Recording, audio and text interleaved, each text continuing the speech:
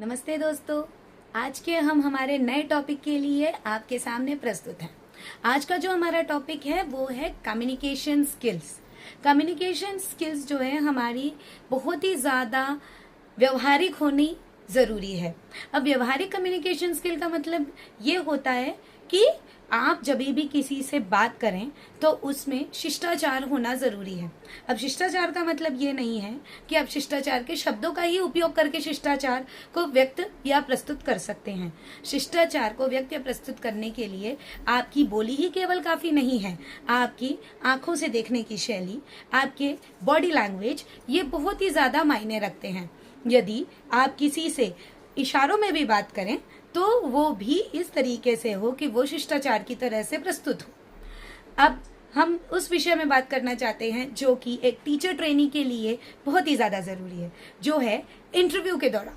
Interview के दौरान जब हम किसी भी विषय में बात करते हैं तो बेसिकली हमें यह समझना होता है कि अगर हम कहीं पर कुछ विषय में बात करने जा रहे हैं तो वो विषय क्या है, उस विषय में आपको कितनी जानकारी है। क्योंकि यदि जिस विषय के बारे में आपको जानकारी है उसको बताने के लिए आपके पास में भरपूर कॉन्फिडेंस होता है और उसमें बिल्कुल भी झिझक नहीं होती, और जब हम किसी से बात करेंगे और उसमें झिझक होगी तो आपकी कॉन्फिडेंस लो है ये सबसे पहले दिखाई देगा।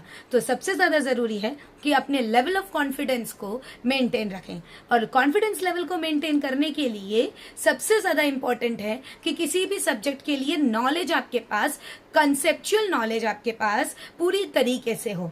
अगर आपके पास में किसी भी कॉन्सेप्ट के बारे में नॉलेज नहीं है तो शिष्टाचार से जनरल वे में आप बस सॉरी कहकर अपने नेक्स्ट क्वेश्चन के लिए इंटरव्यूअर को आप रिक्वेस्ट कर सकते हैं, या आप डायरेक्टली सॉरी कहकर उनसे कह सकते हैं कि I don't know this answer, या माफ़ी चाहते हैं मुझे इसके बारे में नहीं पता। अगर आपको किसी चीज़ के बारे में नहीं पता है तो उसे प्रस्तुत करें, ना कि उसका गलत उत्तर दें, क्योंकि गलत उत्तर देना आपके लेवल के एस्पेक्ट को लो कर सकता है। ये तो हुई कॉन्फिडेंस की बात। मेन और इम्पॉर्टेंट बात है आपका बॉडी लैंग्वेज। जिस प्रकार से आप इंटरव्यू रूम के अंदर एंटर होते हैं और जिस प्रकार से आप इंटरव्यूअर के सामने अपने आप को प्रेजेंट करते हैं, ये बहुत ही मायने रखता है। यही चीज आपको सबसे पहले नंबर दे देता है, और अगर इसी में कहीं गलती या कमी हो तो आपके नेगेटिव्स वहीं से स्टार्ट हो जाते हैं।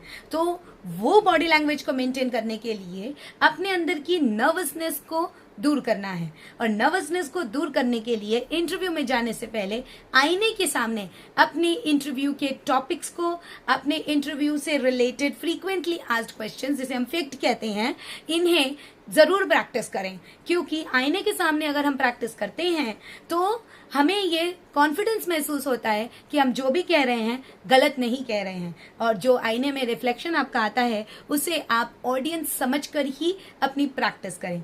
तो आज के टॉपिक में बस इतना ही। कम्युनिकेशन स्किल्स और बॉडी लैंग्वेज बहुत ज़्यादा इम्पोर्टेंट है किसी भी इंटरव्यू के लिए जाने के लिए। अब मैं एक इम्पॉर्टेंट लास्ट मंत्र आपको देना चाहती हूँ, और वो ये है कि कम्युनिकेशन स्किल्स और बॉडी लैंग्वेज की तैयारी और प्रैक्टिस इंटरव्यू के एक दिन पहले से कभी नहीं होती, और इसके लिए आपको आज ही से तैयारी करनी पड़ेगी।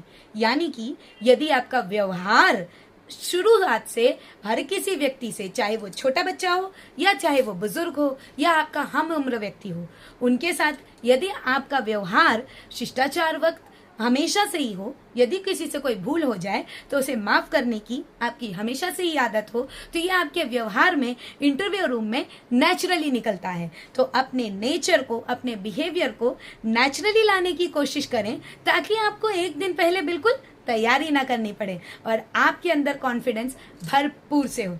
एक बात का हमेशा ध्यान रखें, कॉन्फिडेंस भरपूर होना चाहिए लेकिन ओवर कॉन्फिडेंस बिल्कुल नहीं होना चाहिए। हमारे ओवर कॉन्फिडेंस के कॉन्सेप्ट के वीडियो को जानने के लिए आप हमारे चैनल को लाइक, शेयर और सब्सक्राइब जरूर करें। अगला टॉपिक हमारा होगा how to overcome the over confidence during interview. Thank you very much all of you. Let's meet in our next video. Bye bye.